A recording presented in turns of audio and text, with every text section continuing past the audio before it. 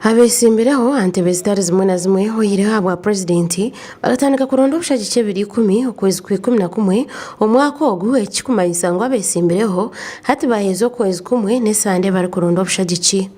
Omukyanga kya Ankole obwire obu hakabamu kutaya kwa presidenti Yoweri Kaguta Museveni kibanza kyo ku 12/2025 akataya mu district ya Rampara aho yagambire abimwe ebi government yerekirire kora. Arengo terikuruga buteraniro Njo bugamba roho rukoni kitwe ingutege ningimanya ntuza kugita mu plan ya government yo gutera korasa kana renguto imo atembwire bwanyuma eruko rugo muruti njo muizi Ekarenge kazashika gate nene nguto erukuraba hagati yensi kandi ikicoke kino rwezo kirukweza munonga nene nchukure mutagito muntekateke ngutejo Elizoba tuganira na Honorable Charles Ngabirano wabireho mujwekera wa Rampara omwishenjero kandi hona oyisimbireho kujwekera Rampara East omwishenjero ogunagira ngo butumwa bwa President Museveni obuyataye mu district ya Rampara n'ubujwara na kurunji n'ebyetengo by'ekyangeki kandi nkashemerwa munonga bikoze binte bintwire ningambira abanyarwampara ibintwire ninyebembeza ndi kubagambira mu byo twinekora nkaraniza shonga ezi president yagambira munonga ukukira munonga ntunguka y'ibintu bya government nkenguto infrastructure amashanyarazi y'amezi n'amarwariro n'amashomero y'u president akabigamba hoje. Honorable Ngabirano nagira ngo kutwariza hamwe za campaign zigenda kurunji kandi hona n'abantu inshonga zo bwebembezi bazinire umwite abantu hate ntunguka bajimanyene nibende ntunguka abantu ko president yabashoborurire nibamanya accountability nenshi nibamanya nibetenga kino bamanya bizibu byabo so tokuza kujoka babihe ngunoza kwa reference n'iguru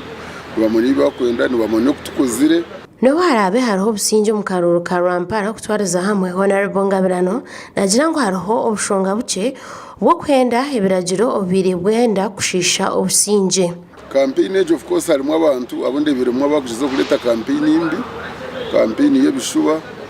campaign yo kwenda kurwana karuka kulema ukenda kurwana then ukenda kubera abandi ekibere cyatandikaho mwizi mureke kutambura nyekiro munonga mureke kunywa mugazo mihanda mukasinda mureke kurwana tuzakaruruko businje ubwo nagira plan hamwe n'amanu gona gari hakukorera hamwe no kushakira abantu ebyo buhereza n'intunguka twine kurangu obuherezo bwa government twabutungaje bwena kandi twabwijura ubwa government buri mu program za government program za mezi kamiza gutwatandikira mu bishozi bya Rwampara tukagari magariyo gabyami twineyo amashomero education Rwampara twine amashomero menji konga twine kuranga abana bitu bayongera bayika obusinje buroho bwa hato mu karuru ka Rampara n'kihisa amasiko g'akaruru ko businje akamazima kandi ako buringaniza nisiganiza kutera akaruru karunji kandi akarura ka electoral commission ndenda ntundu kagiramo amasiko nikabasa kwija kubonera agataba nkakita ka NRM akuba iro facture rubaka buhindura so cyo nacyo n'ikinte kinyo nindeba electoral commission yesiga ngo yone basa kwija kutwakarura kali fair and transparent. Honorable Ngabirano hati nayenda abantu bona kurebuka ngo bayejumbira mu kutera karuru umwaka uguru kwija abantu batandikira kwetegereza bamanya ngo program za government ziriyo konga no zirabe ziriyo niziretwa bebembezi so hata abantu binekura mwana mwenda change mwana mwenda bintu birungi mugende mutera karugari mutera bebembeza butwine akaruru ko kutora na presidenti hamwe n'abanyishenjero nkaza kutera ebiro 15 kwezi kwa kubanza 2026 amakuru aga gashaka wa Ian akankwasa.